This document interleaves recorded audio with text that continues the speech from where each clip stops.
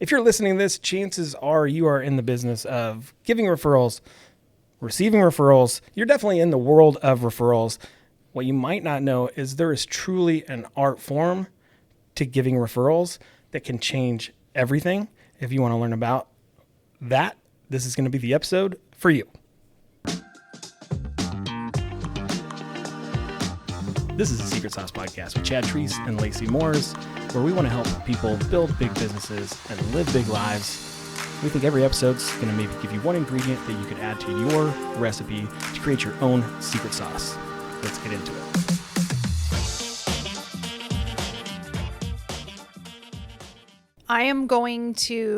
We're going to go down one road of a referral and then another road. Okay. So let me set the stage here and hopefully this doesn't offend anybody. But we are at a doctor's office and I am going to be the doctor and you're the patient. And I am coming to you to let you know we have some really bad news. Okay. Okay. So it could be anything. Like I could make up a story. I'm letting you know that you have cancer. Okay. And I'm going to refer you to somebody. So we'll roll through that. I'm going to do a different one. Are you ready? Okay. I'm ready. All right. Go. Hey, Chad, I've already told you about what we found with your scans, and the next step is going to be treatment. And I know this is a scary time. I want to give you 3 places that you could go. Here's all 3 of them. Just feel free to call around and choose whoever it is that you want to go work with. But that's going to be the next step from here. And I'm really sorry about everything that we found today. But these are going to be your next steps. Do you have any questions for me? So I have cancer and you're giving me some homework? I'm giving you 3 places that you're going to be calling for treatment because that's your next step, right? And so how do you feel about that? What kind of feel? Well, don't answer that yet. Okay. Let's do the next one and then you can compare them. Yep. Okay. All right, here we go. So I'm coming back in. Hey, Chad, I know we've already gone through everything that we just found out. And, I'm really sorry to tell you about that. Listen, there's a lot of options out there that you could go to for treatment. And I could give you 3 on a piece of paper. Do you want to know where I'd send my mom to? Absolutely. Yes. If this was my mom in this situation, there is only one place I would send her to. There is only one place that I absolutely love, that I would completely trust your life with.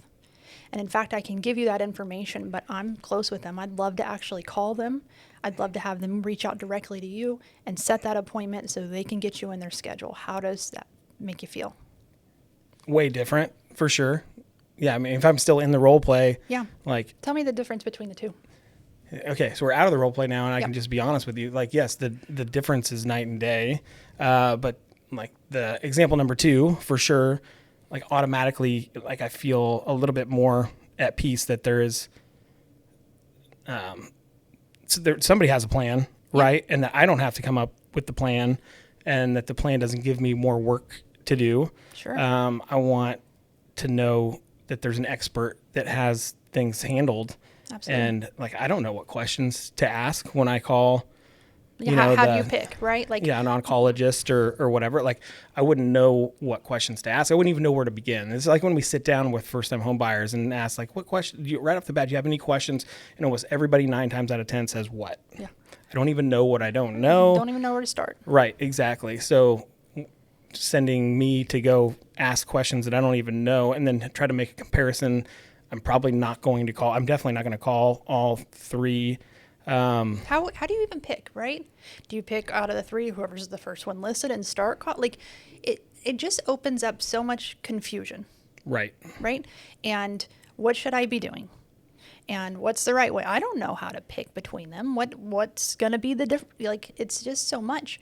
And in fact, I think what does it do? I'm not you to answer that, listening to those. How does it make you feel about me, the doctor, in scenario 1 and scenario 2? Yeah, scenario 1 would make you feel like maybe I didn't pick the right doctor to begin with, because the whole reason I'm here is for you to direct what we're doing. Right. Right. I came to you as the expert. Right. And now I feel like you're kind of passing the buck a little bit, and you don't.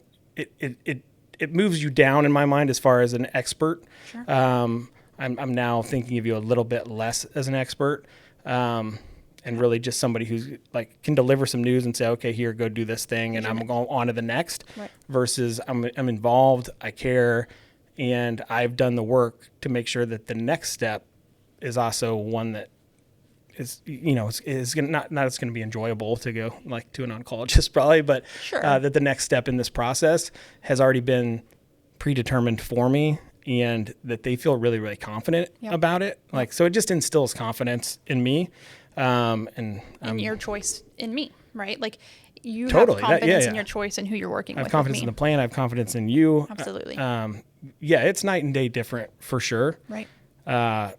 Point made for sure. Yeah. And there's a huge gap there in our businesses. Everybody out there, whether it's talking to realtors, talking to lenders, whether they're referring inspectors or title companies or lenders or whatever it is, there is a huge difference, and the analogy plays that, across the board. Right. I just think there is an art to it, and I think that people miss this. And I know there's training out there. On the real estate side, realtors will be trained that you have to give out 3. And I always challenge that. I'm like, do you give out 3 title companies? Do you give out 3 lenders? Do you give out 3 insurance companies? Do you give out 3 inspectors? No, I just 3 lenders, but regardless, it sets up a very confused person to then try to figure out what is the right play here, what is the right move. And so, for me, as a lender, when I refer out, I'm not referring one client to 3 different realtors. I ain't going to do it to them. I'm going to figure out who's the best for that client, right? And make that type of introduction. And maybe it is I rotate between, several when I get those people, but I'm never going to put them up against 3 because I feel like it makes me look like I'm not really sure who's going to be better for you. Right. And I want that client to know, listen, you're looking here. This is what you want. I have the perfect person that's going to take the best care of you. I work with this is the one. This is the one I would have take care of you. And it just brings so much more confidence in their trust in me and what they've hired me to do. Right. I'm with you 100%. Like, I've thought about this as well. Like when I'm giving referrals to people, there was times for sure through my business that I was a little less sure of myself, or I didn't want to come off as pushy, or I didn't want them to think there was like something in it for me. There's a lot of reasons why people don't kind of push the issue on that, or aren't willing to take that leap of just being really monomaniacally focused on one person, right? Versus giving multiple names, and it's a cop-out. Well, let's talk about why they do it. They're worried, right? If it doesn't go well, that's a reflection on them. Well, then that needs, you need to be aware of then who you're referring, right? Like if you even have that thought process, maybe you're not paired up with the right, relationship for them. Right. And let's be completely transparent on that, is that if you give 10 names and things don't go as planned and they choose one of those 10, they're still blaming you. So it doesn't matter how many names you give. Right. And so you look just as bad if things don't go as well. That's your true. very best plan of attack is to find the one person that you think that has the absolute lowest risk of things going bad. Yep. And referring them to that one person either way, right? So so we can check that box. That's not a great reason to, but I do understand how people think that way. Sure. Well, I think it's good to bring it to light because, Totally. Then you go through that. Now, when we are referring, or just really anybody in general, the end of that, the second one that I told you, I asked if I could have them reach out to you. Right. When I asked them if I could have them reach out to you, there's a couple things that I want to point out why that piece is so important. If I give you the contact information, then it's up to you to make the connection. It's up to you to call. It's up to you to figure that out. And a lot of times it doesn't always happen, right? And in our businesses and stuff, it's where conversion can definitely go down. But when we do it the other way and we say, hey, I'm going to have them call you. Well, first of all, it makes you feel a certain way. Like psychologically, it's just different. Yeah, you're going to do that for me. Thank you. That's one less thing I have to do. They're going to call me. But then it also completely increases that conversion rate, to be able to give like for me, like we have a process, man. If we get a lead, we're gonna keep trying. It's not gonna be one and done. We're gonna keep trying. We're gonna keep updating you, letting you know if we haven't been in connection with them and stuff. So there's just so much more to the art of referral and how you do it that can completely change someone's business for both. And I think this is an important piece because I think if you are in a relationship where you're referring, this needs to be something that people talk through and people have discussions. Okay, when I meet with a business referral or a CPA or any type of person in business that I can refer, my first question is always, are you looking for new business? Sure. That's important, yeah. right? Like Absolutely. we want to know that piece. I'm always looking to grow. Perfect. How do you want to be referred? Tell me the best way somebody can refer you. And that could be a little bit different, right? Depending on the business and whatnot. And so I think it's such a valuable question. But I will tell you what, as soon as I asked that, the mood between both of us changed real quick. Right. And they're like, wow, nobody asked me that. Right. It becomes collaborative. Yeah. Right. And okay, well, this is what I'm looking like. This would be the best way. Send them here, do this, do that. This is our process. Because I want to know what their process is for sure. We all have different processes and we know what converts the best. And so get that piece. But what always happens after we get through that? Do you know what that person turns around and does? How do you want to get referred? Right. It becomes, right. I'm It's assuming. collaborative. Yeah. Absolutely. They ask the same question back. And that's, a big topic is making sure you give value first, right? And my value will always be, are you looking to grow? How can I help with that? And as they explain that, I'm really thinking about in my sphere, in my business, in what I do, could I help this guy? How could I do it? Am I going to run across people? Okay, cool. You are looking. How do you want me to get them to you? What does that look like? I have a CPA that I love and he's great and super high level. But I want to make sure, hey, are you going to be taking on just W-2, super simple tax returns? Right. Who's your core client? Yeah. Right. Who do you want? Is your business set up to take on those? Like you want to know those things so that when you're referring and you do master that art of referral, you are sending them to the right place, and you know what they want. So I just think it's so much more than what people give referral credit for. Yeah, definitely. I think that the big missed piece for sure is how it elevates you, the person giving the referral, Yep. how it elevates you in the mind of the person you're giving it to as the consummate pro, right? For as far as they're concerned, it starts to confirm that they chose the right person when they have their own network that they're going to tap you into. They're going to not give you homework to go and do. All of those things are absolutely crucial. Yeah. But I think they're missed most of the time because it's so easy to just say, hey, here's a phone number, here's 3 names, whatever it is, reach out to them. They'll, even if you say, like, even with conviction, hey, they'll take great care of you, whatever it is that you say, it is trumped 100 times over by giving that referral in the way that's like, we have such a great relationship. They will call you within an hour. That's the relationship that we have. They're amazing. Yeah. So expect a call from them within an hour, and you just set that up with the person, and then it becomes really, really powerful. Yes. When they start delivering on that, they're like, wow, they said they'd call within an hour. They called 20 minutes later, and we're having this conversation. So that little piece right there, there's a whole other tactic right there, right? Is delivering. Like the faster you can deliver on a promise. So, if we were referring each other and I said, you said that about me, she'll call within an hour. And I know that that's part of our agreement. Then anything I can do to call on or before that hour automatically now creates you again as so much value. Right. Like people do what he says they do. People do what he's, it's just so much more value. It just puts you in just a whole nother level.